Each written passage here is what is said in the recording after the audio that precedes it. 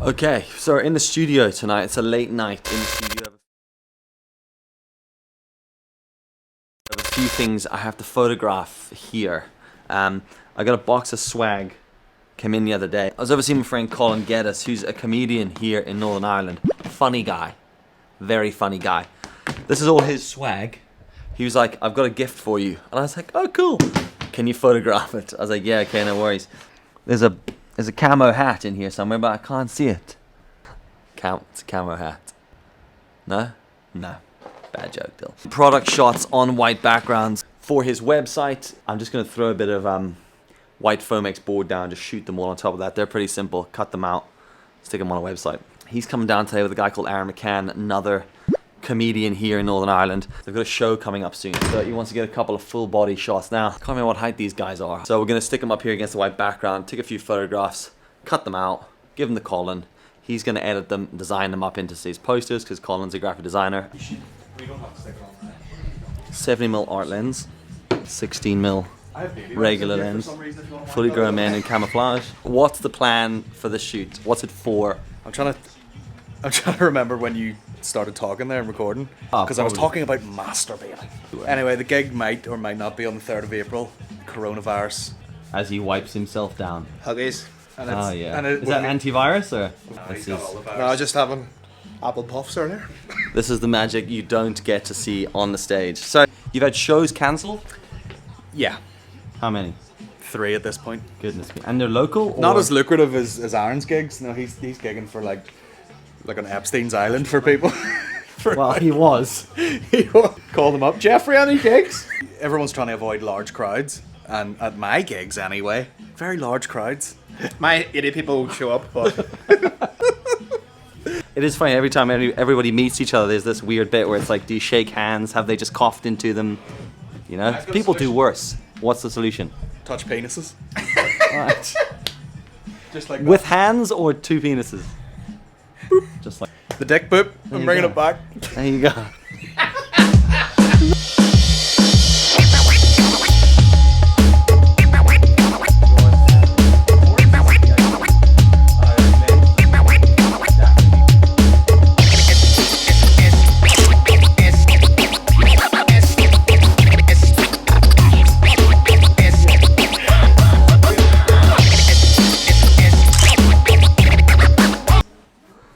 So right now, it actually says Vietnam, man. Yeah. That's cool. I like that. I got this outside the War Remnants Museum, where outside it was all along the watchtower, tanks, whatever. And then we went inside. Horrible disfigurement on children. Didn't feel great about it. Brilliant. But bought himself a souvenir. I took it off as a mark of respect in a way like this. Really? There you go. So this is an exclusive. I got an exclusive.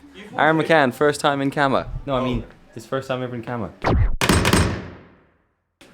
Nearly can't see you there. That looks good. Just doing TikTok. Just doing a TikTok. Have you got camo trousers though? No. No.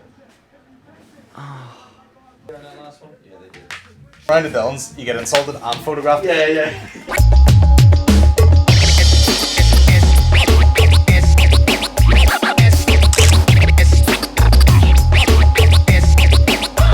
Right, so that's that done. Coronavirus elbow. Corona. Aaron, good to see you. Elbow. We're doing that. There you go.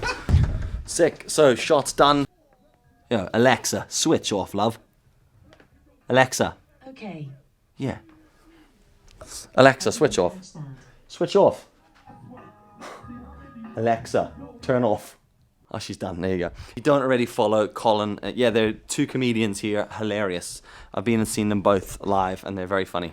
They're doing a bunch of stuff with Colin, just helping him at some of his live events and shooting vlogs and editing stuff with him. And yeah, cool. Been watching his stuff for years. He did all this like skit-based stuff years ago, and been watching it forever. It's really cool being able to work with those guys and see behind the scenes. See something like stand-up comedy, which is something I actually want to do with him and do a video about what that's like and what it's like in the build up to these events, because when you're used to seeing this stuff, it's quite amazing how much of it is strategically placed, removed, swapped around, how much the guys talk back and forth about what they're doing. It's meticulous. It really is an art form, and the art to it is it comes across very natural. Sort of like throw it out there, and you just think, oh my god, did he just come up with that? And you're like, no, he's been working on that, and they have finessed it to the point where you don't even realize it's been planned. Anyway, editing some photographs for that, and take a look at a few of these photos. He's got some stuff he's going to do at them, but it's good fun having something like that in the office. Quick, to the point. I got to photograph all the products now. Shit. So, as I said, pretty simple stuff. Box of product. Used to work as part of a studio years ago, helping photograph cycle clothing, lycra, on mannequins and on people, and that's a pain. Just gonna throw the products down like that. I've got 3 flashes, need to tweak and adjust as far as studio flashes go. I use the newer N300s, like 300 watt, 3 bulbs. You can get more powerful ones. The studio's pretty bright in here anyway. So I bought these ones here because, like, for the money and for what they do, they don't travel around a lot. They sit in the studio. So Colin's building up his Shopify website with all the merchandise that he has.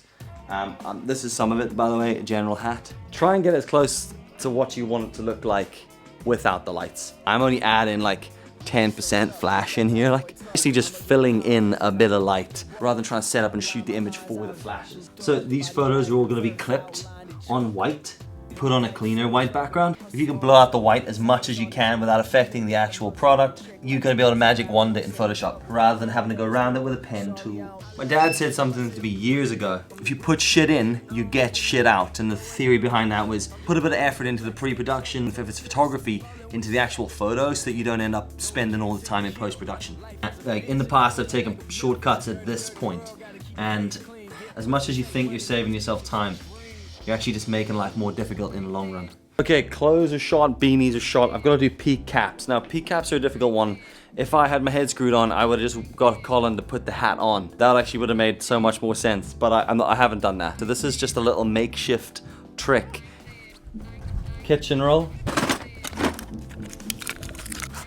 You put a bit of tape around it, so on top of the light stand with a clamp there to stop it from going down. Really thick kitchen rolls works even better. Gonna need to tweak the tightness a bit. Thing is, it's white, so you can just cut it all out. Is you can start to tilt the peak up, and you can get shots, you know, when people wear their hats up high. You need to rebuild the back of that in Photoshop. So what I'll do for that is, I'll show you. All you're gonna need is the inside of that. I'll hold that like that, and I'll just take a photograph of that. Actually, what we're looking at here is you have your normal shot, and you just photograph the back, and you shoot this bit as your focus point, because this is obviously gonna be blurred out there. But then you also shoot one in focus, so you have the option, and then I'll just crop that in Photoshop. It also works really well with clothing. If you're photographing people or mannequins, you cut the neck and head bit out of the shot, and then you use this bit of the cuff and you rebuild the back of it, and you just create fake shading in the middle. I used to do a ton of this with cycle clothing for years. This is the Sennheiser microphone, by the way. The MKE 400 that I'm using from the video last week, the onboard mic. So far, I'm pretty stoked with it. The audio is nice and crisp. The cable actually tucks in really nicely behind the camera. At first, I thought I was gonna miss that little bracket that you clip the Rode Video Micro into. You know, when you look at it this way, it wraps around pretty well. This is an A6300 with a 10 to 18 Sony lens on it, very wide lens, very small camera. You can see how small that is on that rig. So far, loving it. Alexa, stop the music. Right. Now, admittedly, I have a very old school way of doing stuff. I'm horrible with things like Lightroom libraries, photos into Lightroom, and the same with Final Cut, and I leave them in place as like rather than importing straight in and creating a library built in to the catalog. I know a lot of people are like, "Are you mental?" No, I'm just old-fashioned. Drives some people berserk. Sick dude next to me that drums. Every night time, and he'll just drum, like just practice drumming every Tuesday and Wednesday night. Listen to him.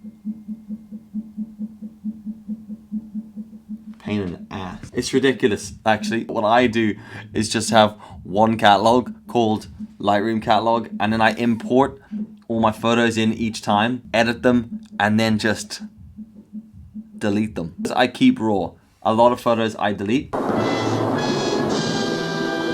I don't really want to be going back in 5 years' time and re-editing photographs. It's a ridiculously antiquated way of using the software, but I'm very old school. Like I used to use Camera Raw for editing. Back in Photoshop, where you would have created actions to do things and scripts, now you're just running with presets. That's how I use it. Don't use it like me. Come on, import. For each one of these images, it's pretty straightforward. You're isolating it on white, you're cutting out all the background, magic wanding some bits, you're going in with the pen tool and tidying certain bits up, and you're just creating a transparent PNG at the end of every product, so he can stick it on different backgrounds and use it on the website. Now, that hat shot, you know, there's that kitchen roll there being blown right out, which is great. Don't really need to do much to this. It's pretty much good out of camera. I'll add a little bit of clarity. Up to photo, edit in Photoshop.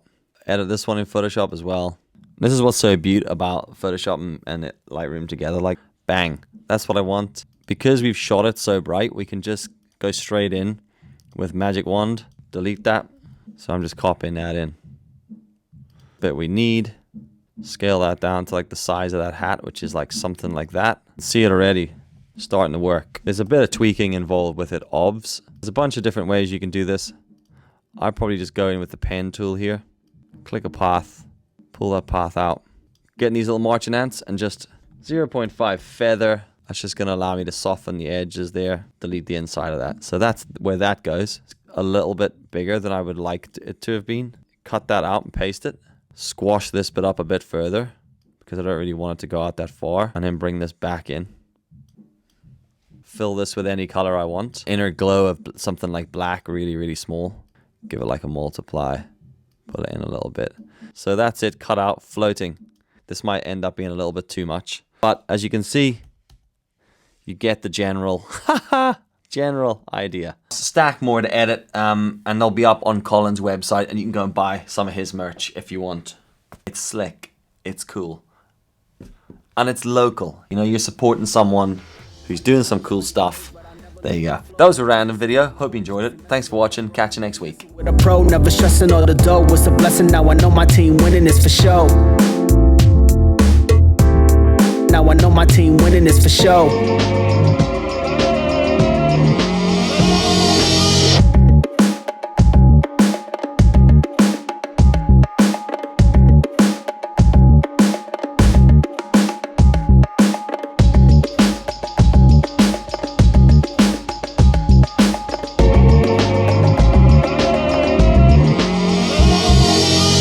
But a dream ain't always what it seemed. I see the murder scene and run up on a spleen. Factual, actual facts that are practical. I'm about to tear you up. Why? I'm an animal, cannibal, Hannibal Lecter. Lie to your face, crime and it pays. Getting very passionate, this love affair's elaborate. Hiding what I do from the members of my cabinet.